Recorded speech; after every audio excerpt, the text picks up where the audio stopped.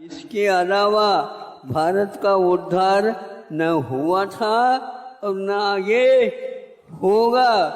यदि आप लोगों को अच्छा लग रहा है तो ताली बजाइए।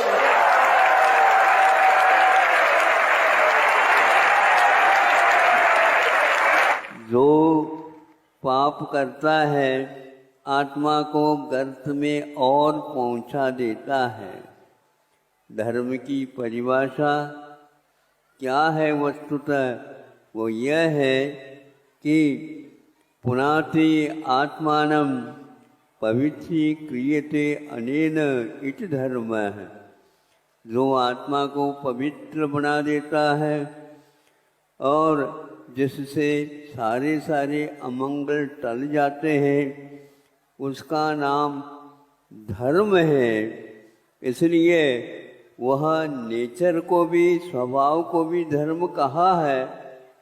उस स्वभाव को प्राप्त करने के लिए मार्ग के रूप में धर्म को स्वीकार किया है, जो अपने अपने शक्ति के अनुसार जो आप लोग कर रहे हैं।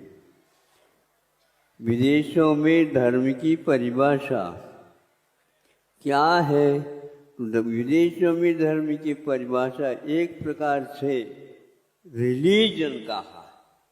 रिलीजन का अर्थ अलग होता है, जिसको हिंदीकारों ने निकाला कि यह सांप्रदायिक है। इसी बात को लेकर के विदेश का अनुकरण करके भारत वालों ने भी इसके लिए क्या कहा कि वह धर्मनिरपेक्ष ये भारत रहेगा। यह है इन लोगों का दुर्भाग्य, जो विदेश के द्वारा बताए हुआ परिभाषा को, स्वरूप को स्वीकार कर लिया। अरे राष्ट्र की उन्नति, राष्ट्र की रक्षा एक प्रकार से धर्म से विमुख होने के उपरांत आज कौन सा राष्ट्र मुझे बताओ जो धर्म से विमुख हो करके अपने राष्ट्र को उन्नत बनाया हो। भारत को सोचना चाहिए, अपने साहित्य, अपना दर्शन, अपनी संस्कृति का अध्ययन करे। धर्ममय यदि राजा होता है तो प्रजा का पूरा सुख शांति के स्थान पर बना सकता है। जो व्यक्ति धर्म से विमुख हो जाएगा, जनता की रक्षा नहीं कर सकेगा। कुर्सी पर भी बैठना चाहते हो तो यही धर्म आपके लिए बिठा सकता है, नहीं तो चक्कर खा करके गिर जाओगे, ध्यान रखो। यहाँ जब तक तेरा पुण्य का बीता नहीं करार, तब तक तुझको माफ है। चाहे बुरा पाप करो और पार।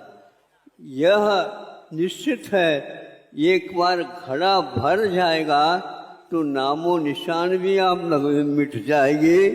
इसलिए धर्म क्या है?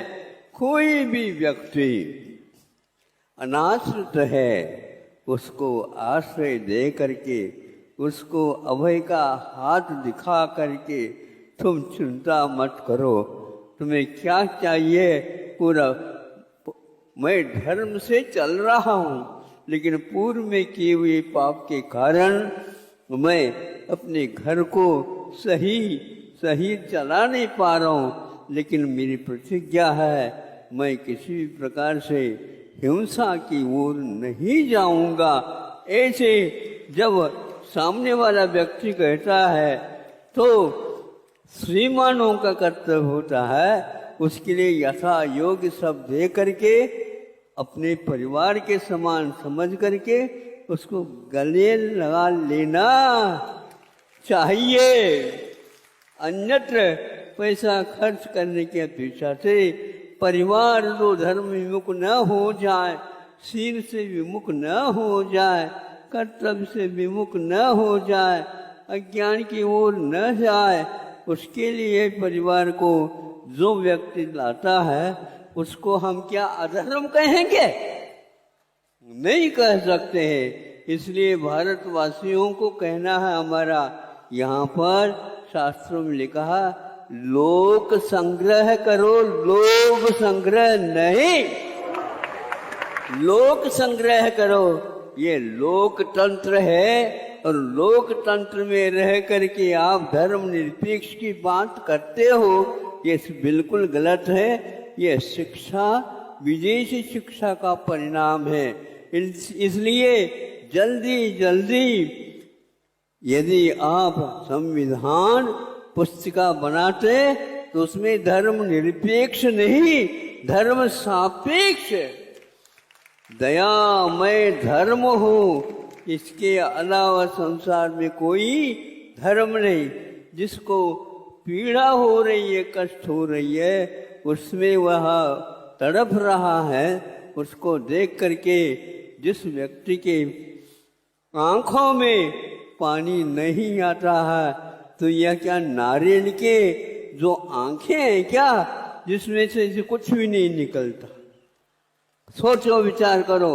इसलिए आज से ये संकल्प लो, जल्दी जल्दी नेताओं को कह दो नहीं, हम धर्म सापेक्ष, हिंसा से रहित, झूठ से रहित, चोरी जारी से रहित और कुशील से रहित होकर के हम परिग्रह की सीमा बनाने, और सीमा बनाने के उपरांत जो बच जाता है उसको इस प्रकार के जो अनाथ अनाश्रित अज्ञानी जैसे हैं उनको देख करके गले लगाना। इसके अलावा भारत का उद्धार न हुआ था और न आगे होगा।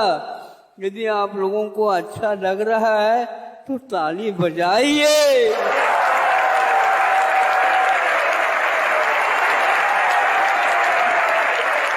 बहुत अच्छा है। यह ध्वनि, यह आवाज एक प्रकार से वहां केंद्र तक पहुंच जाए। ये बड़े बाबा के दरबार की आवाज है। इसको हम चरितार्थ आप ही लोगों से कर सकते, मान सकते हैं।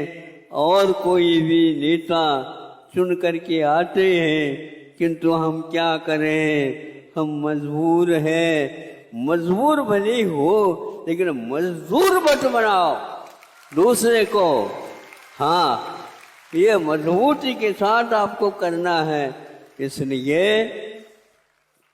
कल हमारे पास लगभग 5 तो शाखाएं चल रही हैं।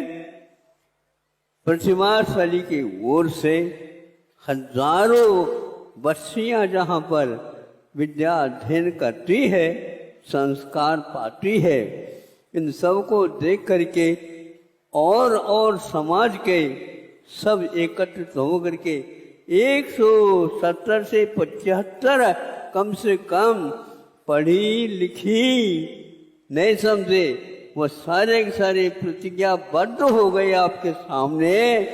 और उन्होंने कहा कि हम उस प्रकार के विद्या अध्ययन कराएंगे, संस्कार देंगे, जिसके द्वारा कोई भी बच्चे पराश्रित नहीं होगी।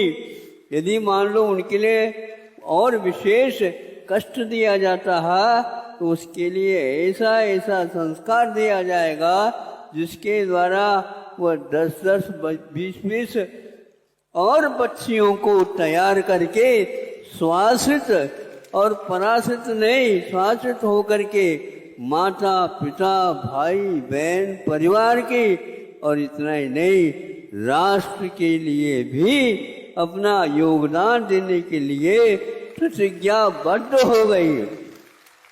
मैंने सोचा वही इतनी व्यवस्था कैसी होगी, जैसे पूर्व में 5 की हुई थी, ये एक साथ 5 यदि होते हैं तो आज कम से कम भी 20-25 स्थान से आ रहे हैं। हमारे यहाँ भी प्रतिभास्थली होनी चाहिए।